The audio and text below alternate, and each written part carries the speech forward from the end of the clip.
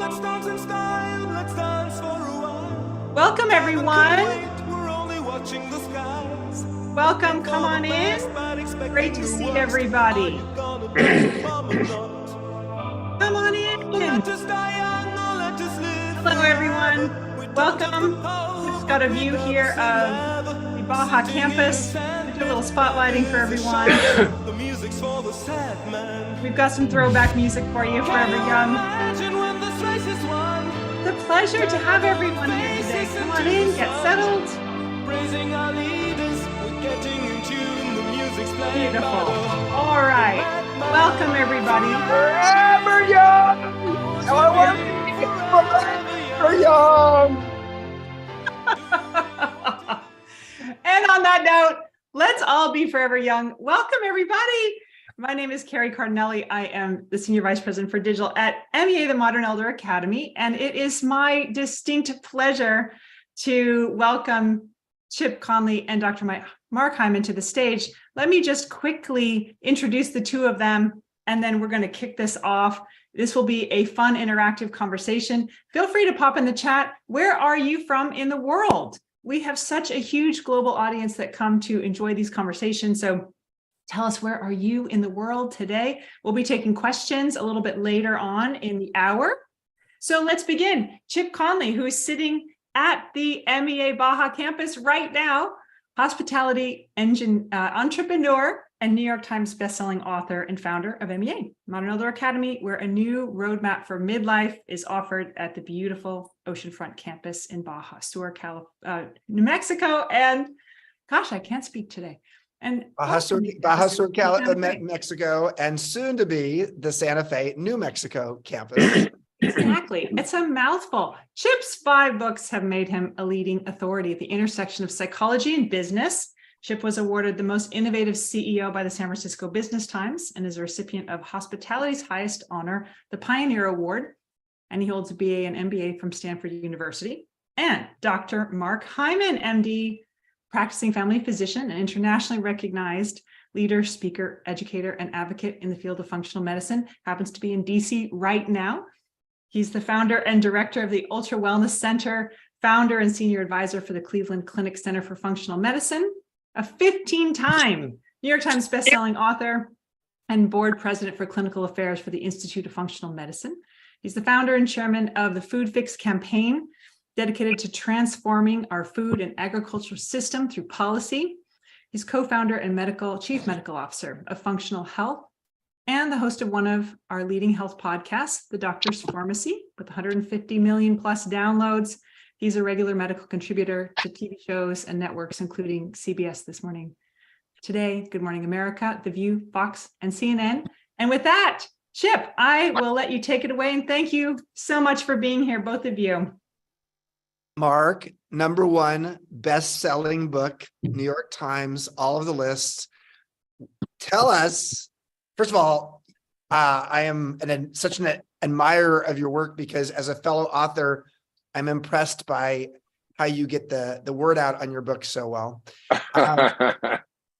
It's a secret. Let's start by saying you and I have had fun in Miami and in Pescadero and other places. So you've been here to Pescadero, where our MEA campus is. Let's just start with that. Like, why do you love this area?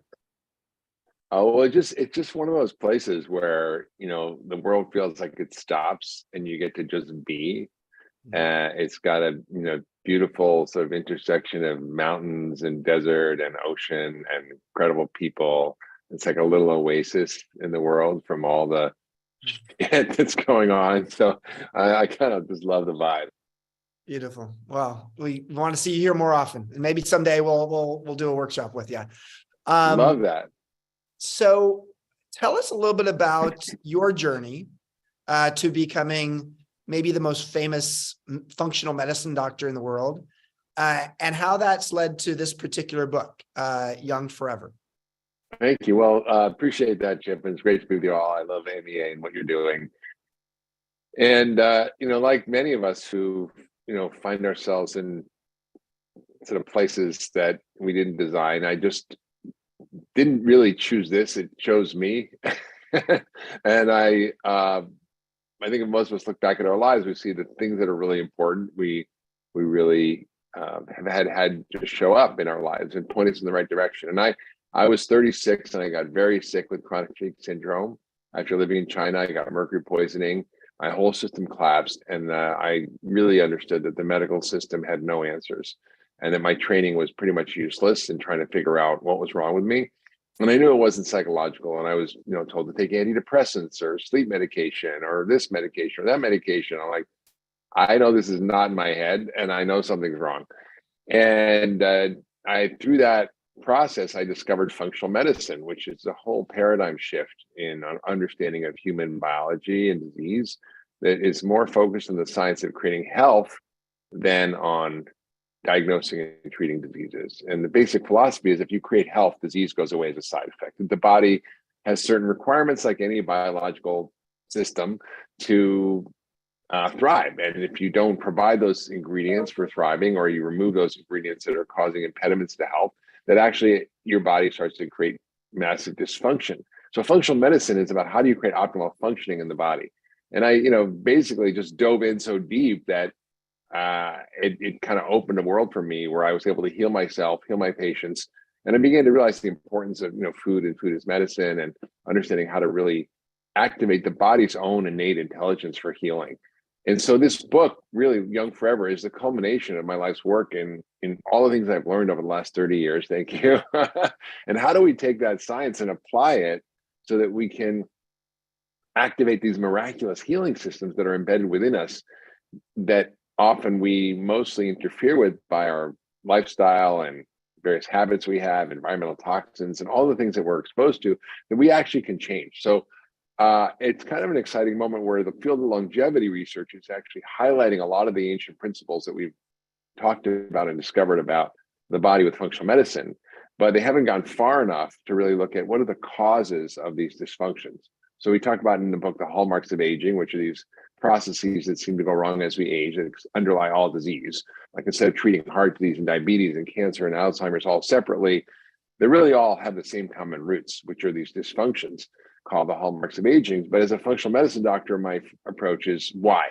And it's really, I always say functional medicine is the medicine of why, not what disease do you have, but why do you have it? And so why do we have these problems with the hallmarks? And that's where I bring in the functional medicine lens to look at this field of longevity and guide people through a very practical approach to understanding the science of what goes wrong, how to fix it, and exactly what to do. And that's really what I try to achieve in the book. So let me ask you a why question. Why did it take medicine, modern Western medicine, so long to figure this out? Great question. I think we, fields evolve just through historical processes that don't necessarily reflect the truth, right? So Newton sort of observed phenomena and came up with his Newtonian laws, and they were a pretty good description of reality, but they weren't the complete description. And so he basically was superseded by Einstein and the theory of relativity and quantum physics, and all of a sudden we know the world is very different than it appears. Even though the chair I'm sitting on seems solid, it's mostly empty space. Even though time seems to go in one direction, it's not exactly true. When you kind of look at the universe, it's not exactly the same. So how do we begin to reimagine the science of biology based on understanding the natural laws? So historically, you had a headache, you go to the head doctor. You have a stomach ache, you go to the stomach doctor. You have a joint pain, you go to the joint doctor. But your joint pain might be coming from your microbiome, and your headache might be coming from, some environmental toxin or something else that really we have no map for in traditional medicine. So it's not that, we knew it and didn't apply it. We just didn't understand how the body worked until recently. We're starting to see the whole body as an ecosystem, and restoring the health of that ecosystem is what is required to create health and get rid of disease. Beautiful. Thank you. Dan Buettner, who's actually on page 4 in your book and has I love him. Yeah. The book. Dan is here this week. He's teaching a workshop on optimizing longevity based upon his research and his many best-selling books on the blue zone. We have lots of people here. There we go. Hi, everybody. 28 of us total from age 35 to age 87. Quite a range of ages. What's the intersection or the Venn diagram between Dan's work on blue zones and your work throughout your whole career, but also with this book, Young Forever? Well, Dan did such an incredible job of going to places in the world where people had very long lives, and said, what are the common aspects of these cultures that produce more centenarians, 20 times as centenarians as the West? And it turned out it wasn't, some fancy supplement or IV NAD or some fancy new drug or anything. It was just this sort of the default systems that were built into that culture.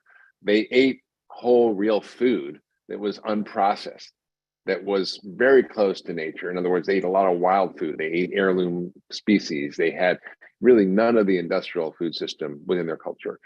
Two, they moved naturally as part of their life. They didn't go to the gym. They didn't lift weights, but they herded their sheep up and down Rocky Mountains in Sardinia. Or they also had a really deep sense of connection and community and meaning and purpose. So that is probably one of the most important factors. If you are, lonely and socially isolated, your risk of death is more than if you're obese. It's been said that being lonely and isolated is like smoking 2 packs of cigarettes a day.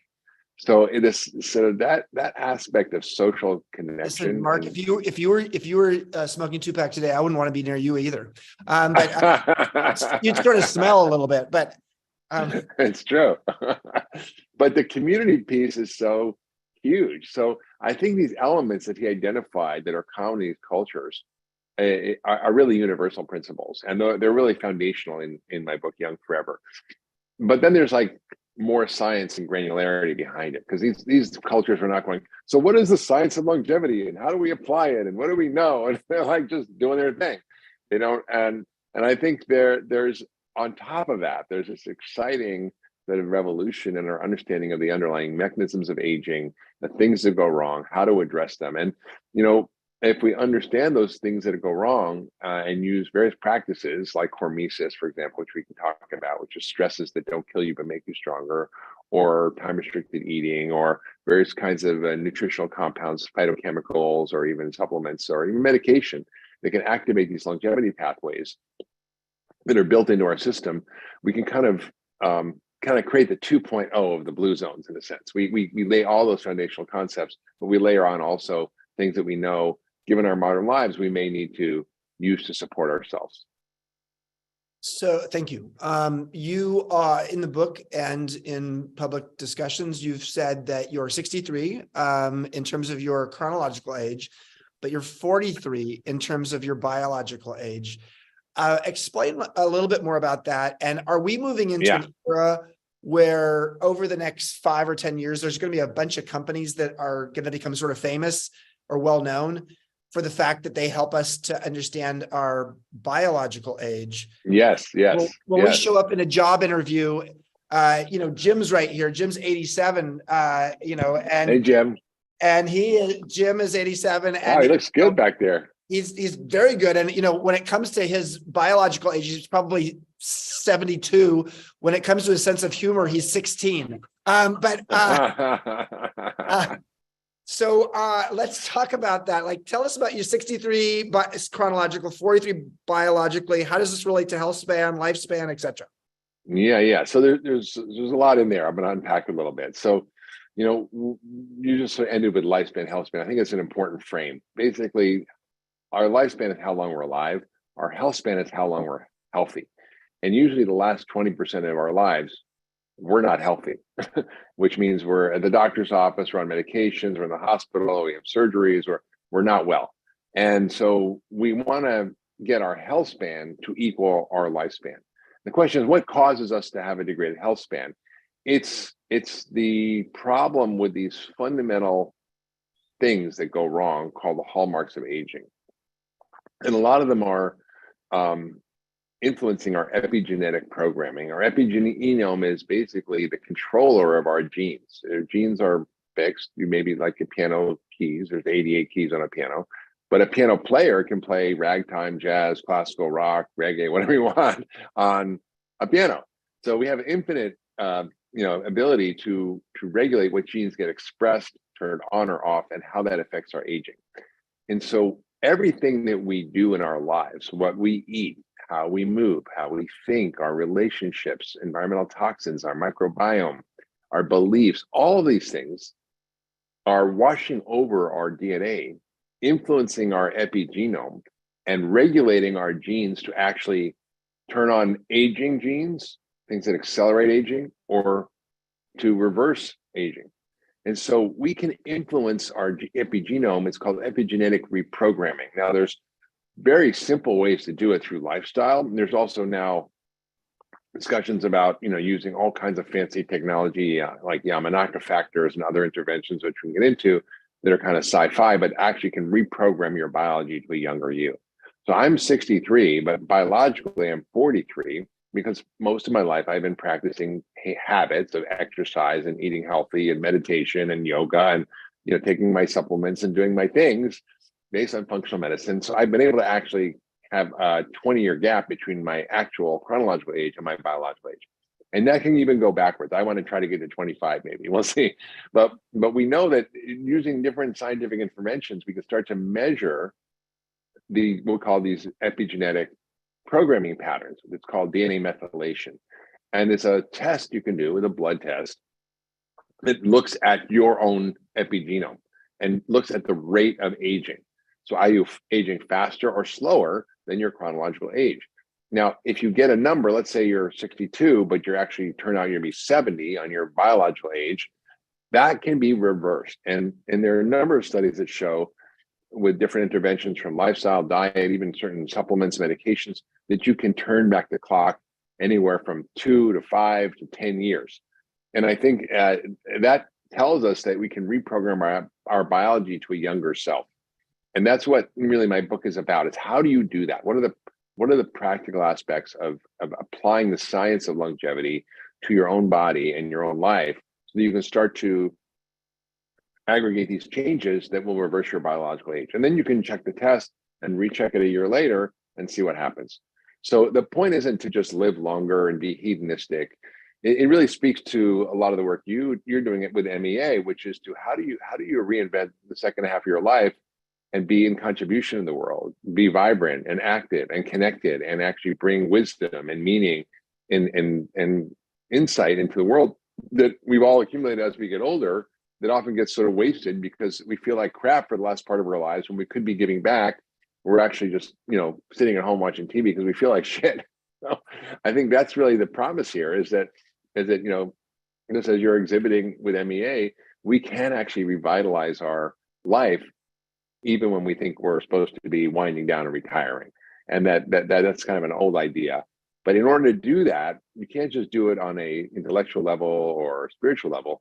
Your biology has to keep up, right? You have to feel good enough to do the work you want to do in the world, to give back in the way you want, to be able to show up in your relationships, to actually have value for yourself and your community. So that's really the hope here. It's not kind of some hedonistic pursuit to live forever. It's about how to, right? I mean, that's fine too, if you want to do that. But listen, if I can be 150 and still go hiking, skiing, make love, and ride my bike, I'm in. Like if I'm sitting in a wheelchair, forget it, I'm out.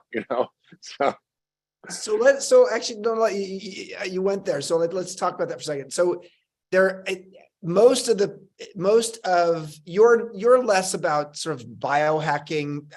There's that whole movement around biohacking, and then there's a bunch of billionaires who are creating labs and programs to actually maybe help us live forever, or at least way beyond the 122 years that the longest person on Earth ever has lived.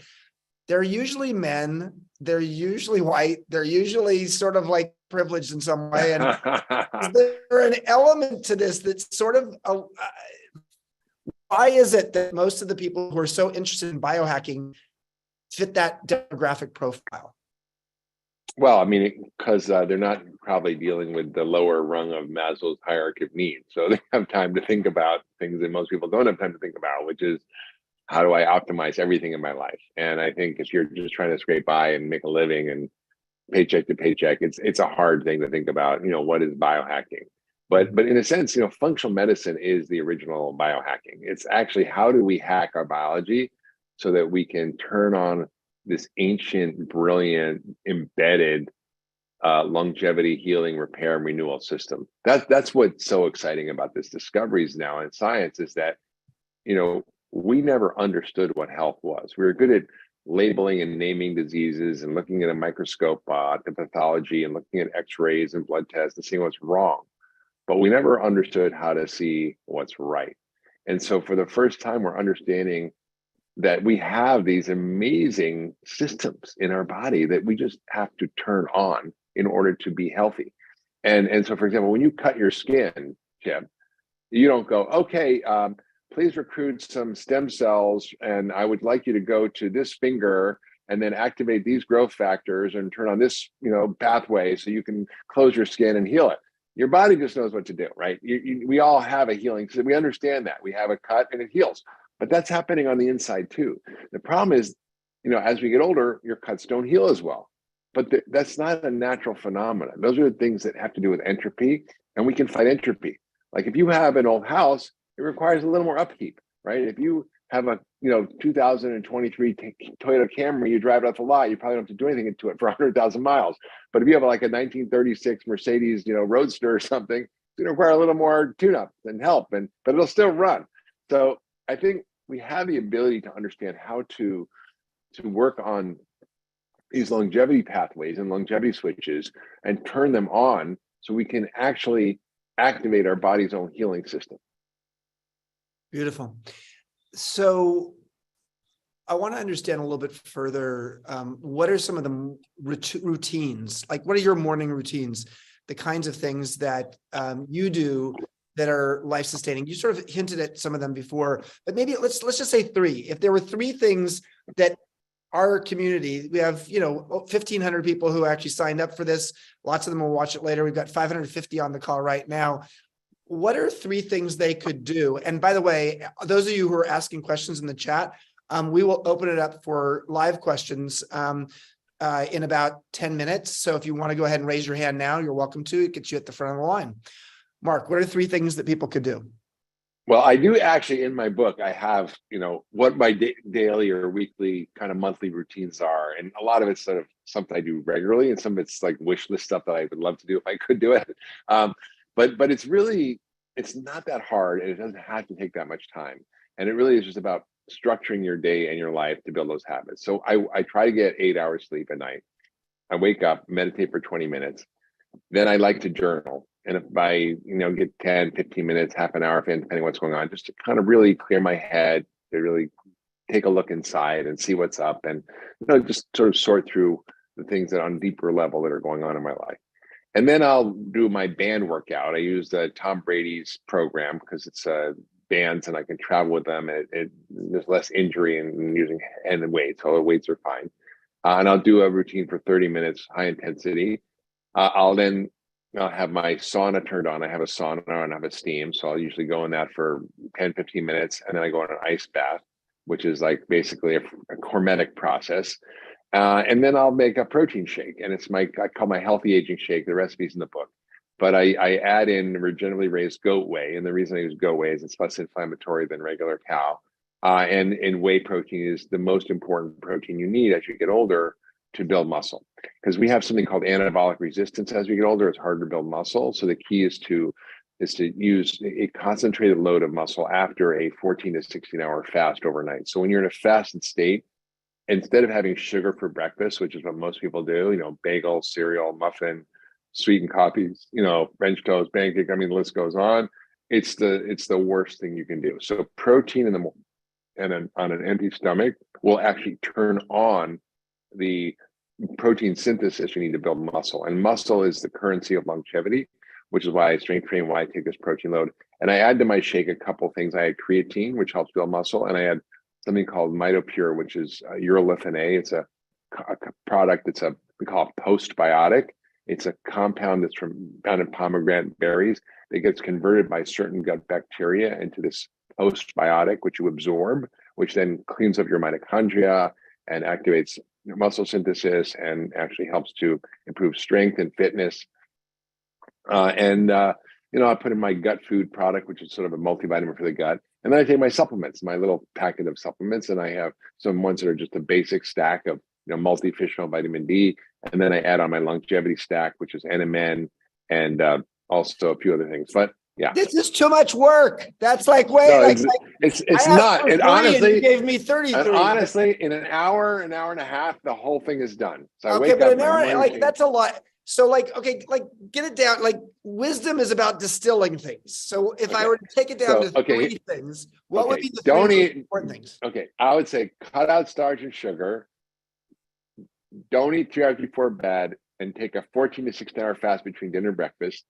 Do strength training in the morning, and have a protein load of 30 to 40 grams right after. That's going more to get doable. you so far into this, and you will be doing so good if you just do that. Beautiful, beautiful. So the name of your book is Young Forever. Have you gotten some pushback from people saying this is an anti-ageist book because No. you're making it sound like being old is a bad thing? And you say that aging is a disease.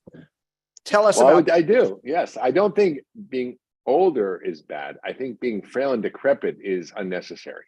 And so how can you be older and younger at the same time? Right.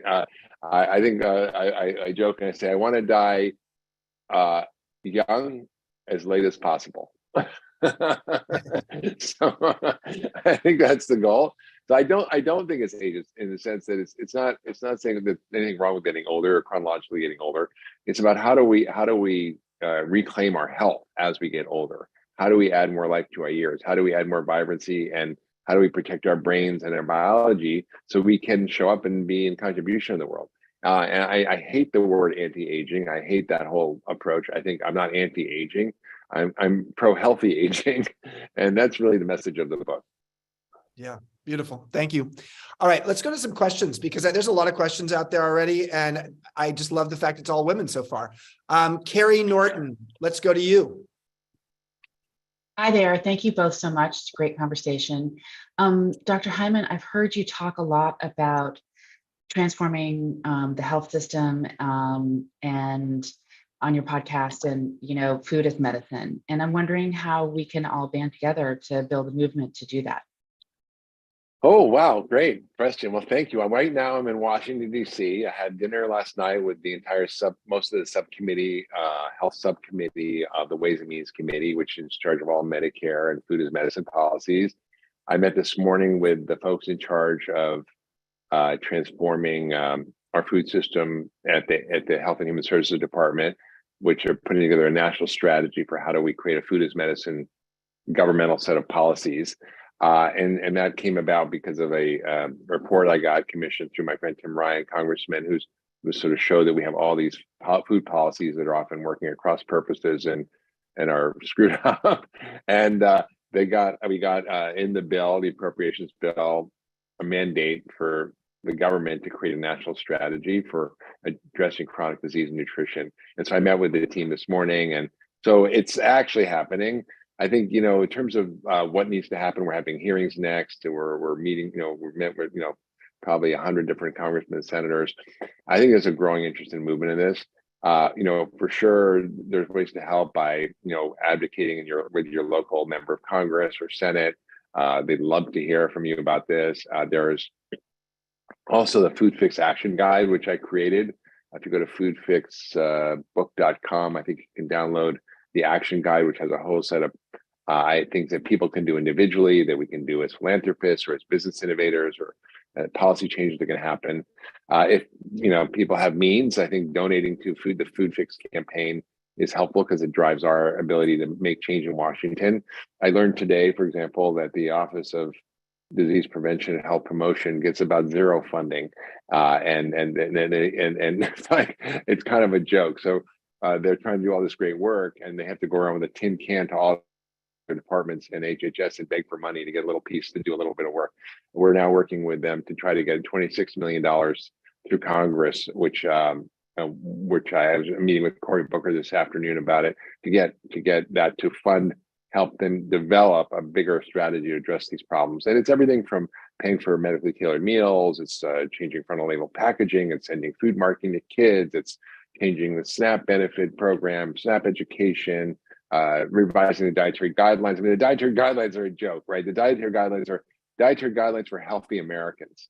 Well, only 6.8% of Americans are healthy. 93.2% have poor metabolic health, meaning high blood pressure, high blood sugar, high cholesterol, are overweight, or have had a heart attack or stroke. So they're like basically the guidelines are for 6% of Americans. I said, well, we need to revise these and talk about how do we deal with this crisis, this national emergency of poor metabolic health through food as medicine. And so they're really engaged. Usually I feel like I have to go in and sell, and convince people. These people were like basically selling me and going further than I even thought, was possible. So I feel like there's this inertia that has been overcome, that there's a zeitgeist around this now in the culture. Food as medicine is sort of a thing in people's minds. And I'm really, really excited about what we're seeing here. So it's a slog, right? Abolitionists were working in the 1700s. And of course, here we are, only 200 plus years later, and still barely, out of the woods on that slavery thing. So I think, it takes time and it takes work, but it's going to happen. Beautiful. Thank you. Lori Lewis, give us a brief question. Good morning. Mark, if 90% of Americans are unhealthy and we live in a culture where people want very quick results, and even as Chip said, it's too much work. Could you help me? I'm a certified health coach. I'm 60. My biological age is 40. And amazing. yeah. And I'm helping people who are busy, rushed, exhausted, want immediate results. And with this latest semaglutide craze where people want to take a diet medication to turn their weight around and turn their health around, what are you saying to patients of yours who would come to you, like a hypothetical patient who says, could I take this diet drug? What do you say? Because my job is to have people implement fasting and nutrition and movement and sleep. And could you help me with an answer to why not take it? Well, first of all, this high level Ozempic and Wegovy and Mounjaro are these newer drugs that are used for diabetes that have been approved now for obesity and are being promoted heavily on social media by celebrities and are being overprescribed, and they're not without risk. And I think, just for those who don't know what they're talking about, these drugs are basically diabetes drugs that make your appetite go down and help you lose weight, and they can be very effective. The problem is when you take them, you lose 40% of the weight as muscle. So you end up with poor metabolic health when you end up with the weight loss, because you've lost so much muscle. That is where your metabolism is. And then you end up gaining 65% of the weight back or more on average if you stop the drug. So one, it's a lifelong treatment. Two, it has significant adverse effects. If you look at the GI effects over the long term, after a couple of years, there's a 4.5 increased fold risk of getting a bowel obstruction, which is a very serious problem. It affects the thickness of the bowel. Also, it seems to increase the risk of certain cancers. So there's a lot of problems with it. It's not a no risk solution. Plus, it's insanely expensive, right? So if just the people who are overweight in America took it, it would be $5.1 trillion a year. That is more than the entire healthcare expend period in this country, which is 4.1 trillion. So it's an untenable idea. Now, that is not to say that for certain select patients who have diabetes or who are massively overweight, it can't be an interim solution. It has to be paired with aggressive lifestyle change, with aggressive resistance training, strength training, because you lose the muscle. But it can be an effective treatment.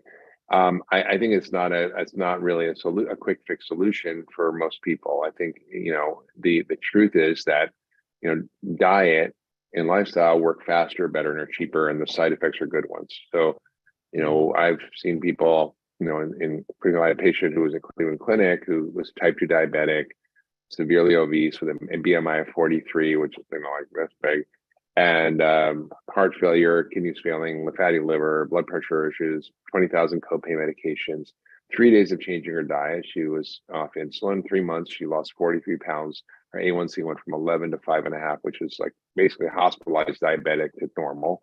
She reversed her heart failure, which doesn't happen. She reversed her kidney failure, her liver failure, blood pressure, got off on medications, and lost 116 pounds in a year. I just had another woman. She's on the cover of Women's World today, this week. She wasn't even my patient, all right? She was just someone I met recently. She's the dean of an osteopathic medical college in West Virginia. She lost 134 pounds by following the 10-day detox diet, which is essentially, a diet that works better than Ozempic and faster and cuts your appetite and helps reduce inflammation and helps your metabolic health by cutting out starch and sugar, refined grains, beans. Actually, it's a very different approach a little bit than Dan, but it's a very low glycemic, higher protein, higher fat diet. And it works so fast. Thank you, Mark. Thank you, Lori. Let's go to Mackie, and let's for the sake of getting everybody in here, let's keep it brief with your question, and Mark, even a little briefer with the answer if you don't mind. Okay, sorry, no problem. I can kind of. You're a geek. I mean, let's just be honest. Like you're just you're like a geek. I mean, you're a good-looking geek, and that good for you. But for a lot of us here, we're I'm not actually geeks. just a nerd. I'm actually just a really bad nerd. Oh, okay, you're a nerd. All right. Oh, well, thank you, Mark. I love your work and I've followed you for a long time. So I want to follow up your last comment. So I'm a whole food person. We grow most of our own food here, and we roast including meat and so forth. In Kentucky. In Kentucky. Totally love Amazing. it. Amazing. But what I heard you just say was a little bit leaning toward keto. But then there's so talk to me about the starches. So in the winter, I'm eating sweet potatoes and root vegetables and things like that. So there's a whole concept of metabolic resilience. Metabolic resilience is this idea that you're fit and resilient. If you, for example, are fit, you can really run 10 miles, but if you're 300 pounds, you can't walk 10 feet, right? And human biology has the capacity to be resilient. So the goal is to create metabolic resilience and flexibility so you can tolerate a wider range of diet and be fine. For people who are poor and poor metabolic health, which is most of us in this country, we need to kind of be a little more careful about the starch and sugar stuff. So what I'm recommending is not keto, although that's a viable option for many people, especially if you're an advanced type 2 diabetic. Benjamin Franklin said, an ounce of prevention is worth a pound of cure. A lot of people need a pound of cure. So for people who really need a pound of cure, they need to be off grains, off beans, off sugar, off all kinds of sweeteners, and then maybe even sweet potatoes, maybe even starchy vegetables, maybe even fruit. Eventually, when they become metabolically flexible, they can add back that stuff, and you can tolerate it better. So it's really about figuring out what is going on with your biology and matching the treatment to that. Yeah. Thank you. Great, thank you. Let's go to Tracy Strauss. Hi, thank you so much. Very, very quickly, can you recommend some wonderful functional medicine doctors either in New York or in Colorado or anywhere, specifically for women in their psychology in their 20s, but in their reality in their 50s, perhaps? Got it. Asking for a friend. Yes. For me, for sure. So, well, I mean, I have a practice in Lenox, Massachusetts. So we've been dealing with these issues for decades. Our team is probably the most experienced in the world. We've been doing this collectively for 25 years together. And I think now telehealth is actually, I think, going to pass. I was with the congressman last night working on a telehealth bill. There's a great website called ifm.org, which you can go to and put in your zip code, and it'll give you a list of certified doctors. What was that again? Say that again. ifm.org, Institute for Functional Medicine.org, and you can see a list of who's in your neighborhood, and that's a good place to start. Beautiful. Thank you. Let's go to Mimi. Mimi was here last week for the Reframing Retirement workshop. Mimi, how's your reentry been back in the default world? Yeah, it's always just a bit hard, but especially California weather's not helping.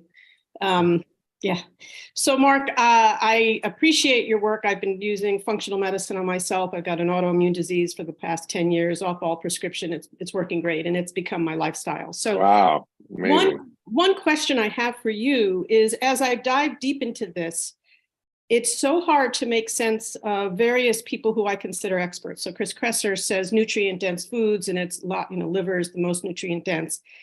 Plants are good, but should you use plants that have lectins, because lectins aren't good. So I keep researching. Who's right? Yeah, exactly. How does somebody, and there's a lot of people I respect. I respect you, I respect Chris Kresser, I respect Peter Attia, I expect all these people, but everybody's saying different things. Meat is good, meat's bad. How do you make sense of it? Well, I've been studying this for 40 years, so that helps me make sense of it. I think, it is overcomplicated, honestly. And I think if you look at the margins, there's, sort of extreme differences, like a carnivore versus a vegan. But if you just, look at the science, it's really clear. No process, especially ultra processed food. Sugar and starch are bad. Everybody agrees on that. Most agree we need good fats in our diet. Most agree we need lots of fruits and vegetables. Now you can say, what with lectins, no lectins? I mean, I think there's a whole crew of anti-nutrient people out there. I don't really buy into that. I think protein is the big sort of question mark. Should you be vegan? Should you eat meat? I think the meat has really gotten a bad rap, and I've written many books about this: food, what should I eat, vegan diet, food fix, and also this last book, Young Forever. I do talk about this issue of meat, and I think the bottom line is, if you're eating, especially regeneratively raised meat, then you're doing a lot of good for yourself. And if I had to choose between the bagel and the steak, I would pick a steak every day. And I think the evidence. How about a steak in a bagel? Definitely not. So yeah, actually saturated fat is not that bad for you unless you eat it with starch and sugar, then it's bad. So cookie bad, ice cream bad, butter on your broccoli, okay. How about, most importantly, dark chocolate? Dark chocolate's great. Dark chocolate's got good fats, lots of polyphenols. I think it's actually an amazing food. I think if you overdose on it and you have a lot of sugar, it's a problem. But I think if you can get, lots of dark chocolate, it's okay. Great. Thank you. All right. Tracy, was that you who asked that question, or was that someone else? It was me, Mimi. Oh, it's Mimi. That's right. That Mimi. So Tracy, let's go to you. Thank you.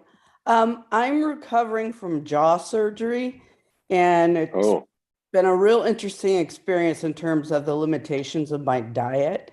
I'm currently in week 4 of a liquid diet with 2 more to go. Can you talk about the benefits of like fasting and cleanses and things? Because I feel very different in a good way. In a good way? Okay, good. Yes. All right. Okay. Yeah. Well, one of the things we've learned is, we have over 3,000 genes that are involved in adapting to starvation. And so historically, we were really not exposed to a lot of abundance in food. And so our bodies are very good at actually activating all sorts of repair, healing, and renewal pathways when we don't eat. And that's what we call autophagy.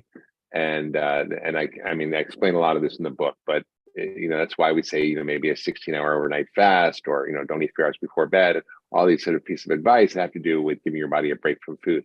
If you are metabolically unhealthy, if you're overweight, if you have diabetes, shorter and longer fasts can be very effective. I mean, you can do up to a 21-day fast, and people can have remarkable changes in their health. And you basically start to activate all these ancient repair systems. Eventually, you'll waste away and die. But you have to find that Goldilocks version. But I think if you're fasting, or you're eating sort of, for example, liquid diets where you can actually have adequate nutrients and adequate protein, and put them in a Vitamix, that's okay. And that actually helps the body to reset. So I think there's a lot of science on the benefits of fasting, on intermittent fasting, time restricted eating. Even ketogenic diets can be very, very effective in mimicking starvation. And they can do a lot of these things that are actually going to help activate these ancient longevity systems in your body. Thank you. Thank you. Michael Martin, you were here earlier this month. Welcome back to the call. And you're calling in from Dallas, I believe. I am, yeah. Hey, talk to Chef Tony about that bagel steak, Chip, okay? Next time I'm there, I'll be looking for it. And in the spirit of... That's called a hamburger. Oh, I don't eat those often. So, Mark, thanks for being here. This is great stuff. So in the spirit of wisdom sharing with my 4 young adult daughters, could you give me a couple of quickies that I can share with them that they can stick with that will help them? Because they're early and they're healthy. So if the earlier they start and develop these good habits and strategies, then the better the longevity in terms of being healthy. So I'd love your quickies on that. Thank you. mean, essentially teenagers are humans who are in this process of temporary psychosis. So I would say good luck trying to convince them to do anything. But if you could, they're in their 20s, they're older, they're a little bit further along. Thank you. They're young women on their own. Okay, good. I thought you were like kids, like they're teenagers. No. So the key strategies are what I really said is to eat real food, get rid of ultra processed food, especially making sure you really limit and reduce starch and sugar in your diet, have good fats, lots of fruits and vegetables, adequate protein, and move your body and get community and learn how to de-stress. And those are just simple behaviors. And sleep, by the way, super critical. Sleep is underrated, but if we don't sleep, we tend to do bad things. We don't eat well, we're tired, we sugar for energy, and our metabolism changes. It's just a bad news thing. And they say here, learn how to cook.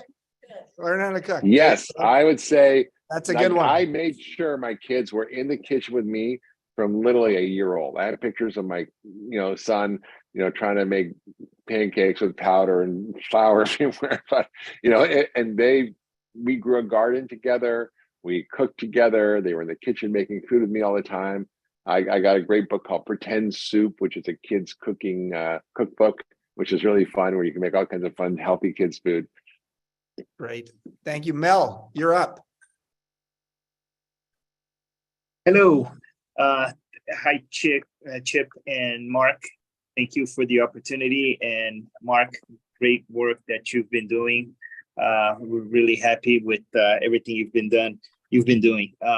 So my question is, how do you see hormone replacement for men after a certain age? Yeah. So that's a great question.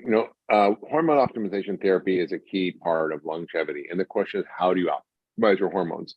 And the truth is our lifestyle, our diet, exercise, stress, sleep, all influence our hormones, and we can modify those actually to affect our hormone levels. So for example, if you're a guy and you're eating a lot of sugar and starch and you got, big belly and man boobs, you're producing lots of estrogen, your testosterone's dropping down, you're losing muscle, you're increasing cortisol, you're increasing inflammation, your lipids are getting worse, your blood sugar is getting worse.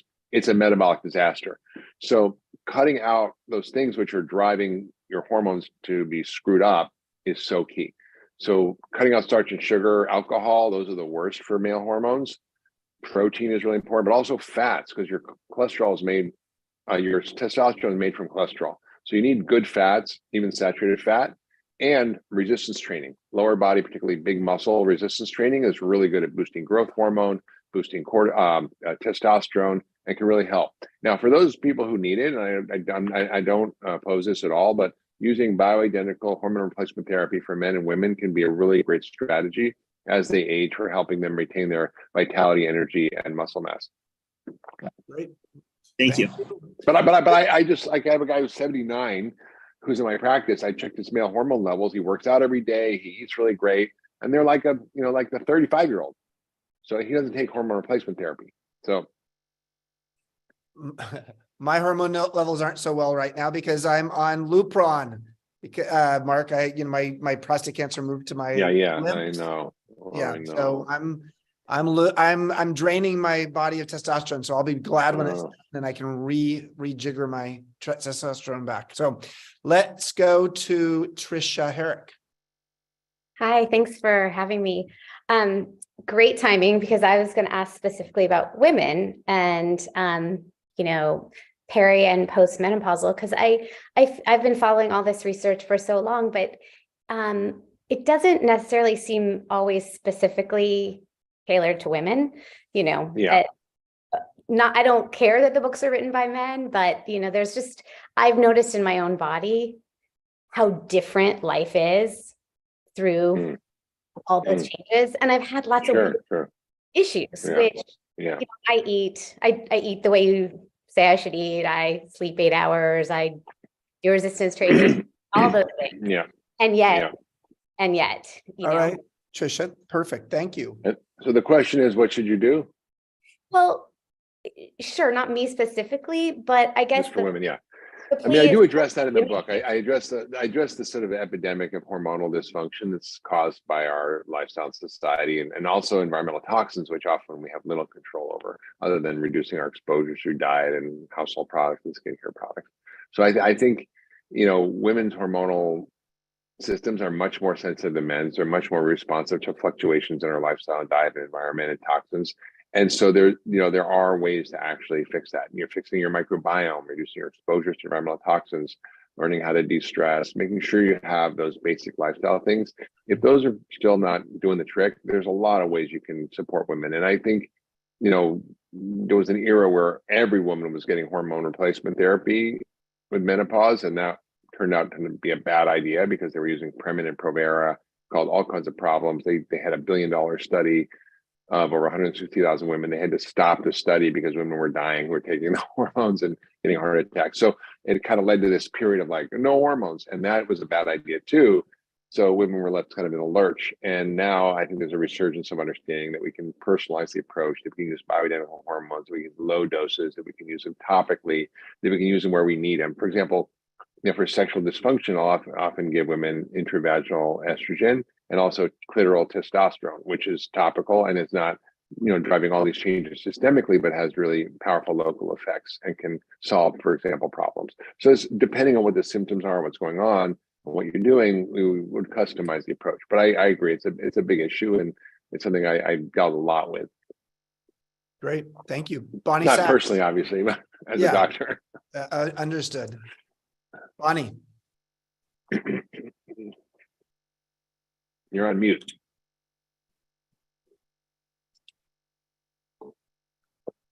I was coming Either into that or I'm deaf. No, I'm deaf. I was coming into this question with a bent toward the microbiome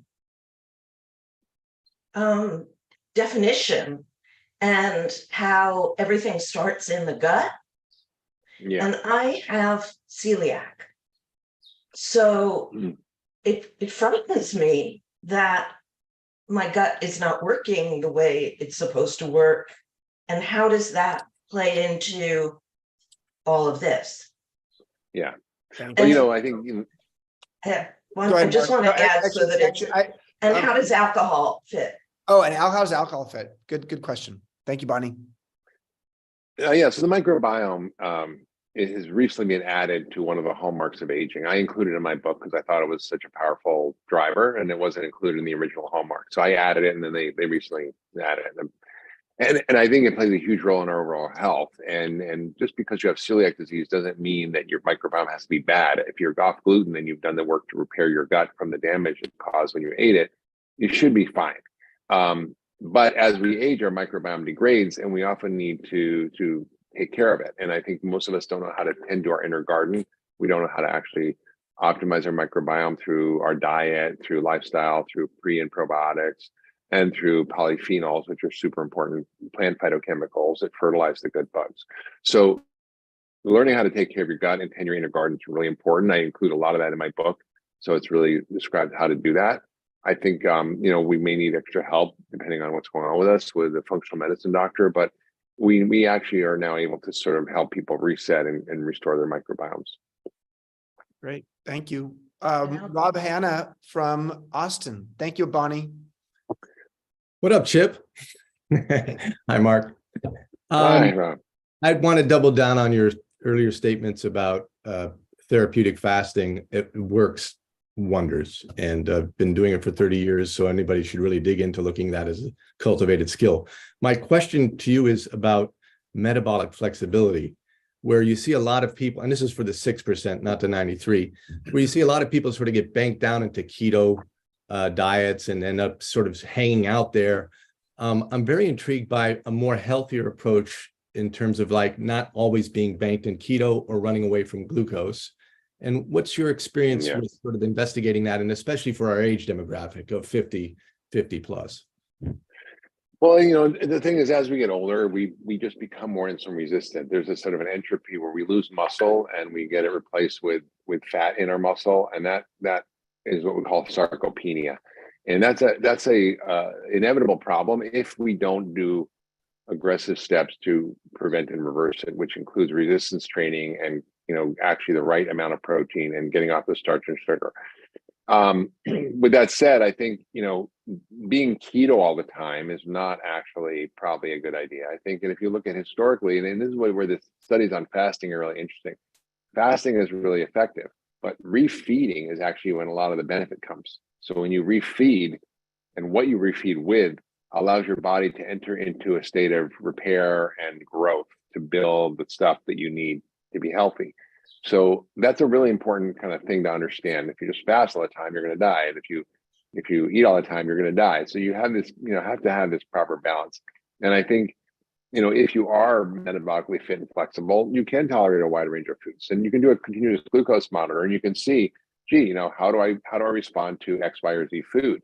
Now, the beautiful thing of it is that, even the exact same food will have profoundly different effects depending on who you are and your metabolism, your microbiome, and everything else.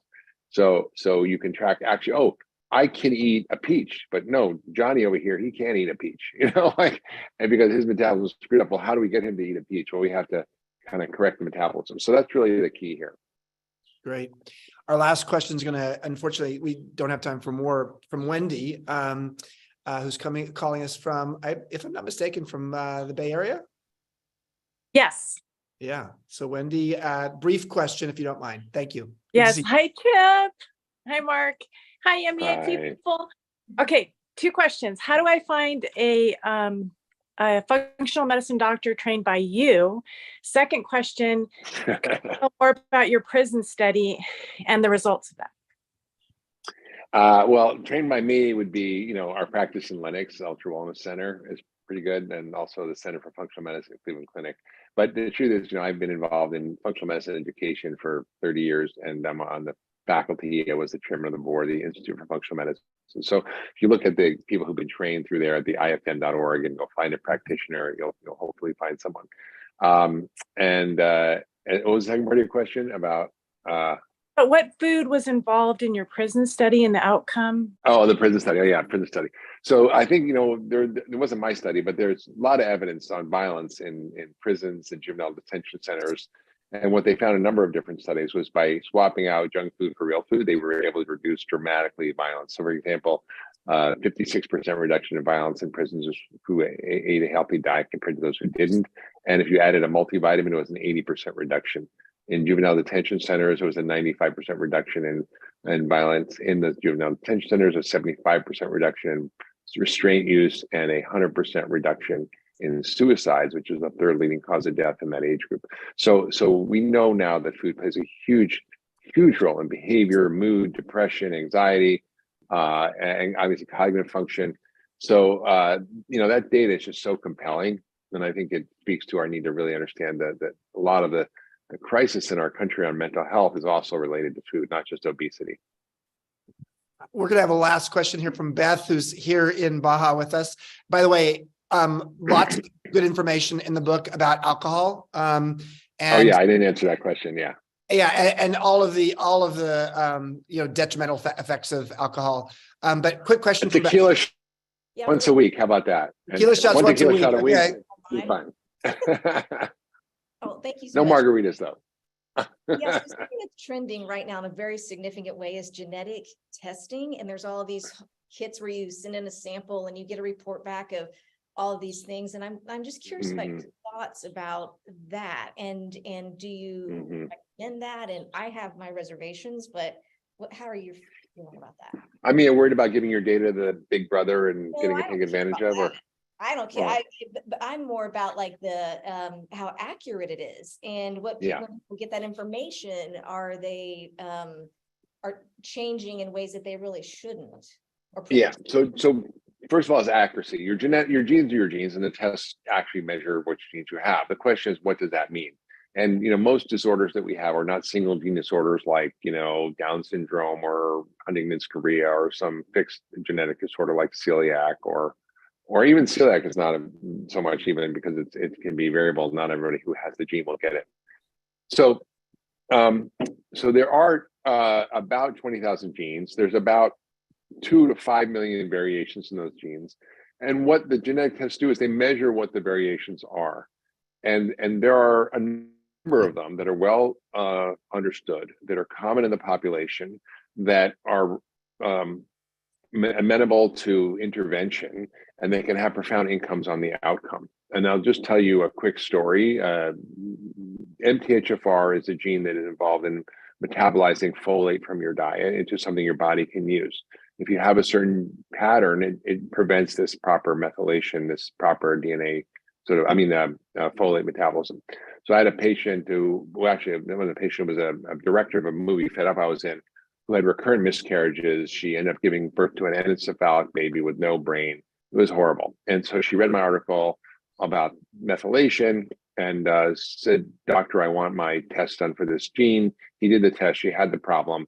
And he said, "Well, just take folic acid." And no. And she said, "No, Dr. Hyman says I take this particular kind of folic acid to bypass this gene."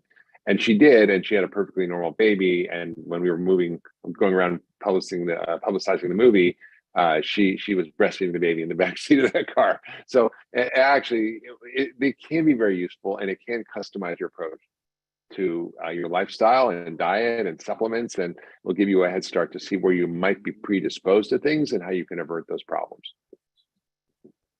Dr. Mark, you are amazing. We really appreciate that. Was a very dense hour. I will say that. Yeah, you know. I don't know about everybody else, but my brain is. I think it's time for us to go to have some margaritas here. But not a good idea of margaritas. Just have the tequila without the rest of all the sugar. Exactly. But not at 9:30 in the morning here in Baja. Thank you. Really appreciate your leadership on this topic, your support of MEA and our growing movement and community globally. And I look forward to seeing you in Pescadero one of these days. Absolutely. I definitely going to come down. All right. And Dan sends his best as well. So, okay, give him my love. Yeah. All right. Bye-bye, everybody. Thank you, everyone. The Appreciate recording y'all. will be on our YouTube channel shortly, and all of you who registered will get an email with the link. And here's everyone from MEA saying goodbye. Everybody go ahead and wave and say bye. Thank you so much. Thank Bye, you so everybody. much, Dr. Hyman. Thank you, Chip. Bye. Thank you, everybody. Have a good rest of your day.